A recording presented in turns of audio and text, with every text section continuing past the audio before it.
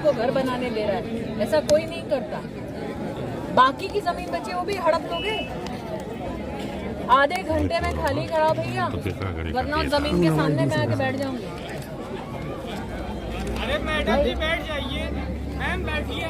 ठीक है भैया, ए भैया चलने अरे यार, फिरने वाले नेता है, तुम्हारी तरह बैठने वाले नहीं है। आधे घंटे में बैठे वाले भेज दी समेटी है, बोलना लौटी हैं। एक सेकेंड। दूसरा बात, क्या नाम है बेटा तुम्हारा? सुधांशु। सिर्फ लेखपाल, मैं सिर्फ सांसद हूँ, ठेकेदार नहीं हूँ। आज नौकरी है, कल ये सारी चिल्लाहट होगी ना जनता से, नहीं रहेगी। हम नौकर हैं इन लोगों के, मालिक नहीं है। अगली बार धौंस